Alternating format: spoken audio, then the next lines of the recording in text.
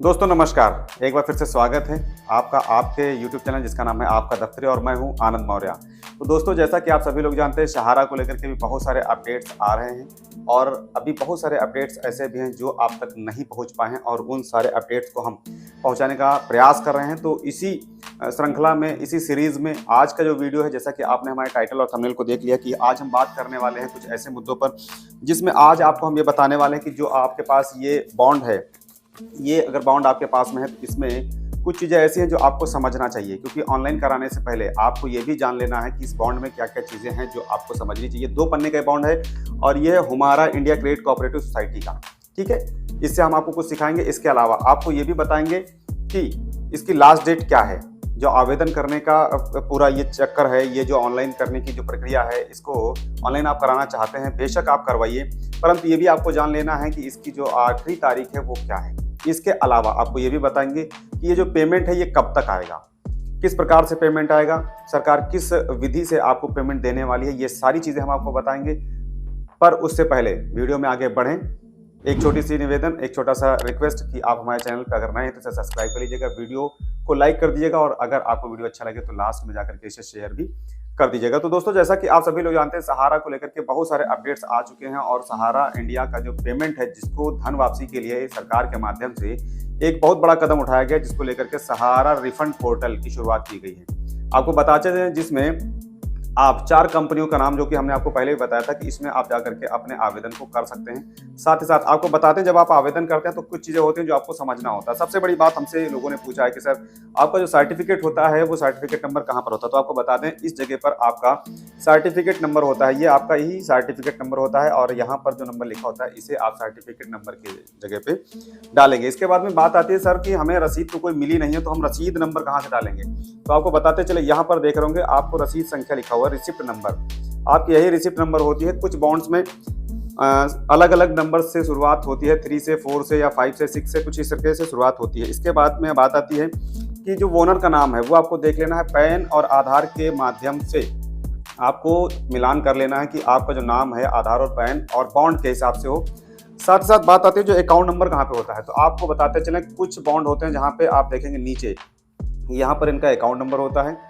फिलहाल के लिए जिन बॉन्ड्स में ऊपर इस फ्रंट पेज पे बॉन्ड पे अकाउंट नंबर नहीं है, मसलन आप ये समझ सकते हैं अगर किसी का बॉन्ड 2 पन्ने का है और 2 पन्ने में से कुछ ऐसे बॉन्ड हैं जिनमें इस वाले पेज पर अकाउंट नंबर नहीं होता है, तो आपको अब परेशान होने की आवश्यकता नहीं है, क्योंकि अब अकाउंट नंबर डालने की ही ज़रूरत नहीं रहेगी उस स्कीम में, क्योंकि डिपार्टमेंट में कुछ चीज़ें ऐसी अभी डिज़ाइन करते हैं सॉफ्टवेयर पे, आप बेशक आराम से उसे ऑनलाइन कर सकते हैं। साथ साथ अब बात आती है कि ये जो अंतिम तारीख है वो क्या है।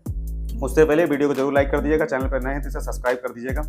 ऑनलाइन कराने का कोई भी तारीख अभी सुनिश्चित नहीं हुआ है, कोई भी अंतिम तारीख नहीं है। फिलहाल के लिए ये जो भी आप अपना ऑनलाइन कर देंगे तो उसके 45 दिन के अंदर, जैसा कि आप जब ऑनलाइन करते हैं तो एक रसीद निकलती है, उस रसीद में लिखा भी होता है कि आपके द्वारा दिया गया दावा CRCS पोर्टल और ये जो डिपार्टमेंट है इसको भेज दिया गया है।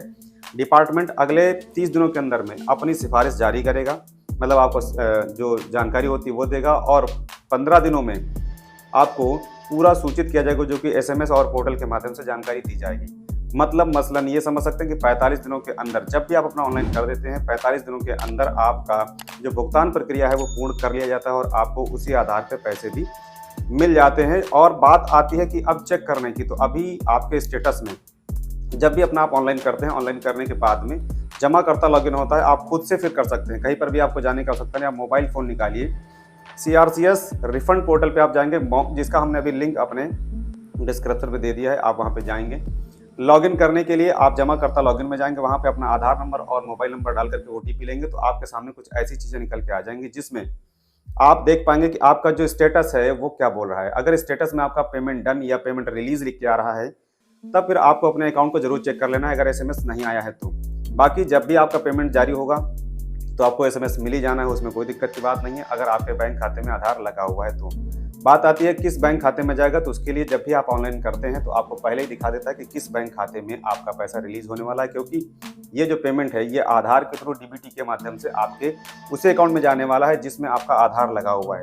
समझने के लिए आप ये समझ सकते हैं, अगर आप PM किसान के लाभार्थी हैं या पेंशनर हैं तो जिस खाते में आपका PM किसान का पैसा जाता है उसी खाते में ये पैसा भी जाने की पूरी संभावना बनती है। तो दोस्तों इस प्रकार से आपको आज हमने क्या क्या बताया। पहला, ऑनलाइन करने की जो तारीख है वो क्या है वो आप समझ गए होंगे। पेमेंट किस तरीके से जाएगा, कैसे आपको पेमेंट मिलेगा, इसका स्टेटस कैसे देखेंगे।